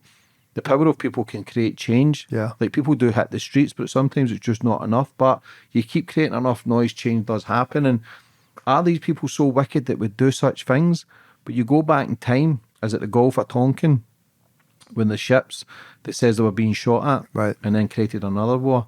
So it does happen. Yeah. And to they even think it's a possibility that was set up is just mind-boggling. Like you would never, like you say, you would never think that. You would never think that. 20 years ago. We don't really know who controls. Yeah. We think the president. They're just all puppets as well. We don't know. Yeah, they're just all, it's all a big game. Yeah, it's all a game. As much as like the election stuff and like Trump and stuff, like I do quite like Trump, but he's been in the wrestling and the Simpsons. Is it just all a big charade? Is it all a big act? Because no matter, but to get to that level, if you're exposing this level, you're going to took off the numbers. So if you're getting close to it, like you say with that satanic ritual, you were getting close to answers. Too fucking close though. Yeah. Because what happens if you meet him and say, well, this detective's in here, this sergeant's here, he runs it, he's in this club, they're all in that club. Absolutely. Judges, this and fucking presidents, you look at George Bush's history and his family history, Bill Clinton. Yeah. Like, they're not normal people. These people do bad shit to the fucking top of the tree. And, Absolutely. And when you get close to it, discredit him. Give him a shittier job, put him in the missings department, or do this where you've not got as much jurisdiction to then work wonders and actually create the truth. And like I say, are we living in a sick world? But then again, you look at the wars, you look at destruction, and I'll go back to the million Iraqis who lost their life, weapons of mass destruction, and there was no weapons. Isn't that something? Why did no body question this now? Innocent kids. And look at the money Cheney made from Halliburton. Yeah. They build the whole country up. His company built that whole country. And now his daughter, how do you trust what the daughter says? She's pro Kamala Harris. And her father was a big warmonger. It's crazy. It's just ridiculous. But you look at all the people who we watch it. Listen, as much as I know the elections are bullshit, I still watch them because you're hoping change. You're hoping Trump, like I say, is saying the right things of like mass immigration and helping your own and all the transgender stuff. It makes it that I buy into that. But is that just because we're divided anyway? We've got left and right. We've got red and blue. We've got, are these people just the actors of just pulling the strings to divide and conquer, when really we should all be as one and questioning these fuckers? But it's just all this noise. Nothing ever changes because there'll be another war next year. There's over 10,000 wars since time, and it's just all manipulation. Yes. Do you know what I'm saying? Like, who the fuck wins? It's just all, for me, it's the same wings flying the same bird. It's just, but then again, I listen to them because you do because it's everywhere. If I'm on my phone, I'll see it. And you're buying into, you'll see Beyonce talking, or all these celebrities supporting someone, J-Lo. But J-Lo's talking shit. Well, wait a minute, why didn't you fucking talk shit about P. Diddy, who was abusing kids? You're fucking dirty wronging. Do you know what I'm saying? Where was your voice then? Is it because these people have got so much? This is the thing that I question. Now, the P. Diddy videos, the Epstein videos, the Epstein log, where's the flight logs? Right. But are these people sent out as puppets? Get all these, because if Diddy invited me to a party 2 or 3 years ago, I would have fucking went. Right. Because you're thinking, perfect, I can get guests for my podcast, I can get this, great networking. Before you know it, your alcohol's laced, and you're in a room with fucking all these randoms on a camera. He says, I've got this. Absolutely. You play by the rules. Right. So if Epstein's got all these people, Prince Andrew, what the fuck is he doing there with a known paedophile? Right. He's royalty. Right. He's walking about Central Park with a convicted fucking paedophile. Crazy. Doesn't make sense. P. Diddy, do these people then get information on these other people? I'm only surmising here because I don't know, but do they get information on these people for when elections do come? You fucking do this and get all your followers to vote Miss Harris, you know? Yep. Or else this is getting leaked. P. Diddy in prison now, I'm not saying he's been used, but because he's very dark. I interviewed a man called Big Gene, who was his bodyguard. He believes he was involved in Tupac's murder, Biggie's murder. Could these be rituals as well? Right. Could these be rituals where kill him and you'll go higher up the chain? Like, you've got to question all these killings and unsolved. Like, why is Biggie and Tupac murders unsolved? Right. They were on the fucking street. Right. Like, do you ever question that as well? Like, the involvement of it all from the top to the bottom? Yeah, absolutely. Yeah, of course. But it would run so deep. Mm-hmm. You know, that's the issue. How deep is this run? Yeah. You know, I mean, but I buy into, like, I believe wholeheartedly that there's stuff on those tapes, Epstein's tapes, Diddy's tapes, and I'm sure there's a bunch of other celebrities that we don't even know about that have tapes, and I believe for sure they're controlled. And again, it goes back to that selling your soul stuff too. See, this is what I think. I think they sell the soul, but to sell the soul, you've got to do some heinous stuff. Yeah. So they've got it on camera. Yeah. You step out of line, you speak about us, you're going to prison, you'll be discredited, your followers will go down, you'll have no money, you'll be bankrupt, you'll be known as crazy. Yep. And that is a touchy place. Like, it's like, I've only got a podcast, I can only talk about it. Listen, this shit brings views for me as well. Do you know what I'm saying? I don't have all the answers, but when you speak to enough people, you start thinking, fuck me, how dark is this place? I remember, is it George Carlin? Did you ever listen to George Carlin? Sure. Unbelievable on stage and talking about this stuff 30, 40 years ago. Know a lot of stuff. Yeah, George Orwell, 1984, a very powerful book. Yep. Alex Jones spoke about Twin Towers before it even happened. How can somebody predict that? I don't know. How the fuck can someone predict that? You know? Yeah. You think tinfoil hat, but how did he know? Right. And now he's talking about a UFO invasion. Like, people call this man crazy. He's been correct about a lot of stuff. Yeah. A lot of stuff. And The Simpsons. I know. In plain sight, Mr. Burns, he looks like one of the Rothschilds. Is this, again, in plain sight? Do they tell you things years ahead just to rub it in your face? Because someone says they've got a deck of cards, 52 in the deck of cards, where they pick out a card every year, whether it's war, destruction, there's a picture of the Twin Towers. Do they pick a card out and then cause that mayhem that year, like some game? And it's fucking... I had a man on as well who was talking about these royalties in Europe. He didn't say who the family was, but what they do every year is they get kids from Africa. They all go there. They've all got their guns in this big woods, and they release people, and they're killing them like as they're fucking killing deers. It's unbelievable. Unbelievable. And people thought this guy was crazy. This was 4 years ago I had him on, and now I'm starting to fucking believe it. Some sick rituals. Well, it's unbelievable. that doctor that was involved with the cult, that Gajasek, he adopted 50 kids from Micronesia. Nobody, who would miss these kids? You know, like nobody would miss them. No, they were like, so he adopts these kids. One of the kids finally comes forward saying he was abused by this guy. The other kids someone were put on a plane back to Micronesia by Gajasek's friends, by the doctor's friends, protect him, put the other kids on a plane and sent them away so they wouldn't testify against him. So instead of saying this guy's a pedophile, he won the Nobel Peace Prize, but so what? He's a pedophile. These other kids want to testify. Why would you protect him by putting them on a plane and getting rid of them? And the other kids, like 20 of them, or around that number, just disappeared. Because they have no family, they come from another country, they just totally disappeared. Who knows what happened to those kids? Yeah, look at all the Weinstein stuff as well, when you're talking about underground tunnels going to everybody's house, from P. Diddy's Right. to Hugh Hefner's.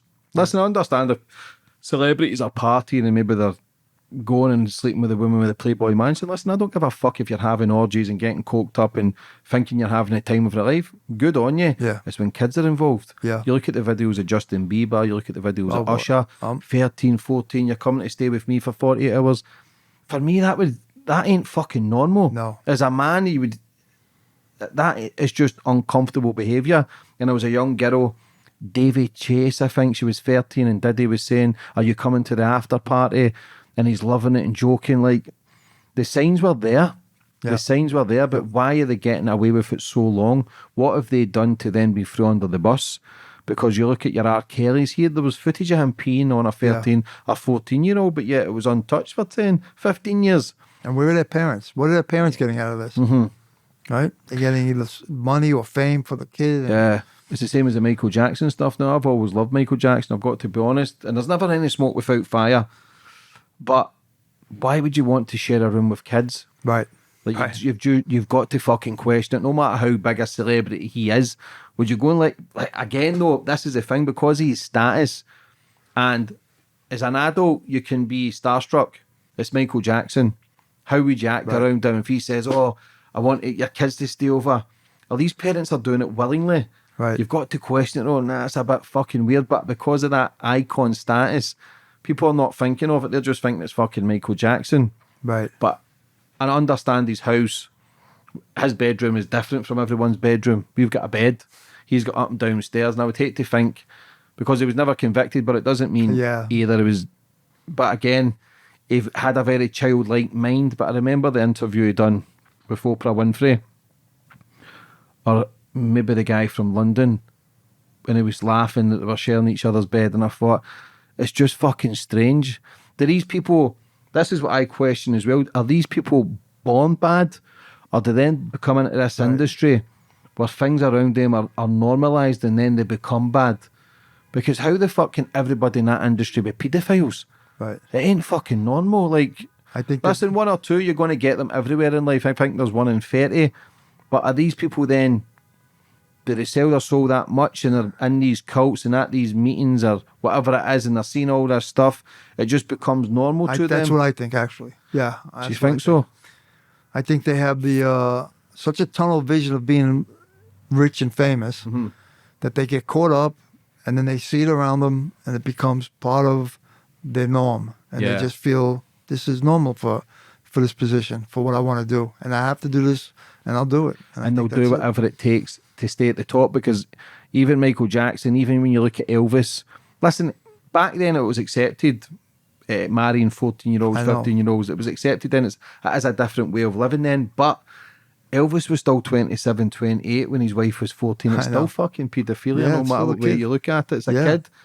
I understand back then, 60s, 70s, it's still difficult to see as, we know now, my daughter's 14, walks in, my 27-year-old, he's getting a bullet in the head. Like, it's that, just not... They're still children. Yeah, so Elvis then says he's scared that he's forgotten. Bear in mind, it's the most populous man in the world. He's the biggest celebrity in the world. Michael Jackson, I don't want people to forget me, biggest celebrity in the world. Does it become a drug so much to them that they just do whatever it takes to be the big I am. That's what I think. Do you know what I'm saying? Like, Yep. they're willing to do anything. Yep. That's what I believe. But ain't it mad that we look up to these people?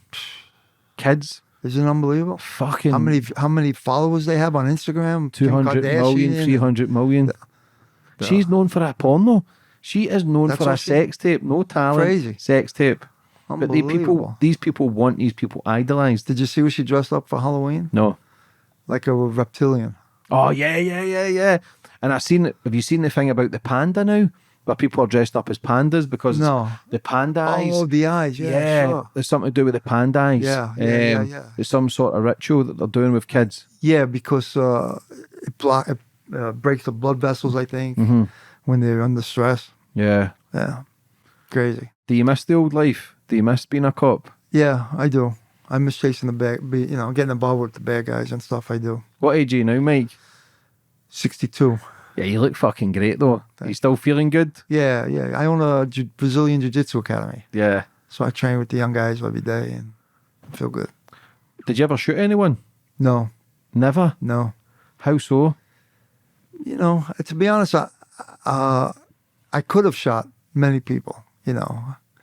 I just, I've been in physical altercations with people with knives where I didn't have to get in a physical altercation. I could have just shot them, Mm-hmm. you know, legitimately. I pulled my gun many times, but I've never had to shoot anybody. Does the jiu-jitsu help with that? Yeah. Yeah, and you feel a little more confident when you Wrestle. handle yourself a little bit, you know. Do you think that's why a lot of people are trigger happy though? Because they're scared Yeah. and they can't fucking fight? Yeah. Well, like the thing I always say is, if you pull your gun out and a guy tells you, fuck you, now what are you going to do? Are you going to shoot him? Or are you going to put your gun back in your pocket, in your holster? So when you pull it out, you better be pulling it out and be ready to use it. And again, if I didn't shoot because I always felt I could handle myself without it. I mean, I've had a gun pulled on me and I pulled my gun out back, and thank God they put their gun away or, you know, dropped their gun. You know, had they not, I would have had to shoot them. But for the most part, you know, I didn't like to think about shooting. Did you ever hear of anything about adrenochrome back when you were working with this cult? Well, Tiny said the blood thing was a big deal for them, you know? What was it? Yeah. He didn't say exactly what they were doing. He didn't call it adrenochrome, but he said the blood thing was a really big thing for them. Because obviously it's been spoke about now in the last few years about how they torture kids, but with their adrenaline so high, they drain the blood at the same time. And these people drink it, it makes them younger, it makes them fresher. Yeah. I would hate to think that's true, but again, I do believe it is. It does exist. I believe it exists. And I believe they'll do anything to stay young. Yeah. And young and important. And that's why I question, but yeah, that's what it is. It's straight down ego. It's narcissistic, kind of psychotic behaviour. And I'm at the stage when I used to hear this information, I used to try and shout it from the rooftops. But now I'm trying to be more careful for people. Just look into it yourself. Look into certain things. Look at what's in your toothpaste. Look what's in your waters. Look what's in your foods. Listen, I still eat fast food. I still eat shit. Even though I know what's in it, I still gravitate towards it. I know quite a lot of what I should and shouldn't be doing, but I'm a human being. Yeah. It's just try and look after yourself. And do you think, how long did you do the jiu-jitsu for? How long were you doing that? I'm doing it 30 years.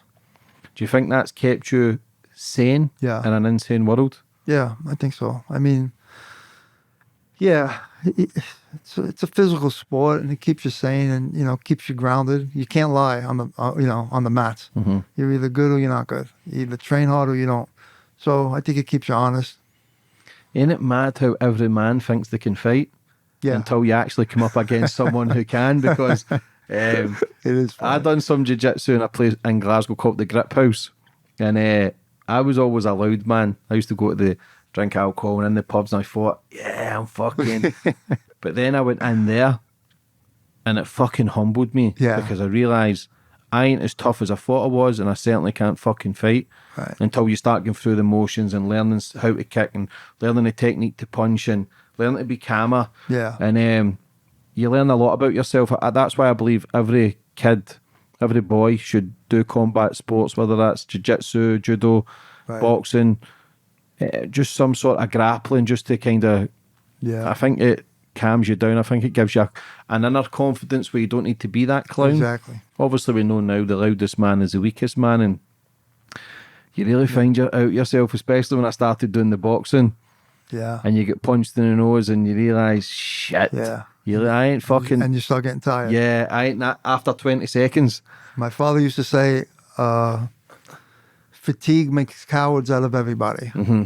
And it's true. Yeah. When you're tired and you don't want to, you want to throw that punch, but you don't want to throw because you don't want to expose yourself and get hit. Uh-huh. Because you're tired, it's tough. You get scared. That's what I'm saying. If you're in a street fight, if you know how to guard yourself, if you know how to protect yourself, 20, 30 seconds, they would gas. Yeah. Hands would be down. They're exposed to anything you want to do to them, whether it's a kick to the knee or a straight uppercut. Like, it is mad how a bit of exercise and learning some sort of craft and keeps you in good stead, because in these streets are crazy. And if you can handle yourself, you're 99% ahead of the average man. Yep. Majority of people are fat and kind of lazy and drink and don't look after themselves. But I believe it's every man thinks they can fight 4,000 times more than what they actually can. Because there's not many people actually be in fights. Right. They'll maybe watch the TV or they'll maybe mess around, and you think, nah, you ain't fucking got it. It's how do you feel when you tell your story? Because there's a lot of darkness in there. Does it drain you? Yeah, a little bit. Does it? Yeah, a little bit. Mm-hmm. But, it's part of my life, part of my story. Yeah. Where do you go forward for the future, Mike? What's your plans? I don't know. Like I said, I've been thinking about writing this book. I actually started writing it. So I'm going to write the book because I've been on a few podcasts and people like it. They're interested. It's an interesting... And honestly, I didn't tell the story for many years because there were people involved that were alive, and I didn't want them to... better people that were victims, so to speak, were alive. So for many years, I kept it quiet. And then several years ago, I heard basically they're all dead, the people that I was kind of protecting. And I think it's a story that needs to be told because, like you said, people don't realize what's going on out there. This is a true story. It's not fabricated. This is what happened. These people are out there. I think knowledge is information is strength. Mm-hmm. So let these people know what's going on. So that's why I think I'm writing a book about it. And it's mad because as human beings, you want to feel part of something. Right. Whether that's good or bad. If you're alone, but majority of people feel lonely. The majority of people feel lonely. So if they come into something, whether that's Satanic, whether that's Christ, whether that's Islam or Buddhism, or whether that's supporting a sports team, people want to feel that they're involved with something because the majority of people feel sad. So with that surroundings of you, whatever you gravitate towards, whether that's good or evil, people just get involved anyway because they feel part of it. Even the biker gangs. I know a few bikers and they're fucking loyal. The ones in the UK is a totally different ballgame for the ones here because they're fucking crazy here. Australia, like they just shoot you and the stuff that they're involved in. But people just want to feel part of a club, and whether that's, like I say, good or evil, people will do whatever it is, whether that's fucking drinking blood or sacrificing this or going killing them or taking drugs here. They want to be part of it. Yeah. And this is I don't know what that is with the human mind, which I don't know what that is, where we can be manipulated so much that we'll do bad to try and feel part of something. Mm-hmm. Right. They want to be accepted. Yeah. What's your social medias and where can people buy your book and stuff, Mike? So my Instagram is at Codella Academy, Codella Academy. At Codella Academy, that's my Instagram, and my Twitter is the same. And my book is on Amazon. You can buy it anywhere. Mike, before we finish up, for anyone who's in a life of struggle, what advice would you have for them? I think you have to, everybody struggles, and I think that's something that people have to realize. And I think the thing that gets you past struggling is gratitude. You have to be thankful, even if you're in a bad spot. Could always be worse. You have to thank the Lord that you're alive and you can pick yourself up, and I think you will. Mm-hmm. Do you regret anything in life? No, No, I don't regret anything. Not that I could think of. Good on you, brother. Listen, Mike, would you like to finish up on anything else? No, that's it, man. Thank you for having me. I had a good time. I appreciate it. Anytime. Listen, I wish you all the best. You can tell you're a stand-up guy. Wish you nothing but the best for the future. Good luck with the second book, and anything I can help with, you know where I am. Thank you. Cheers, Thanks, Mike. I appreciate it.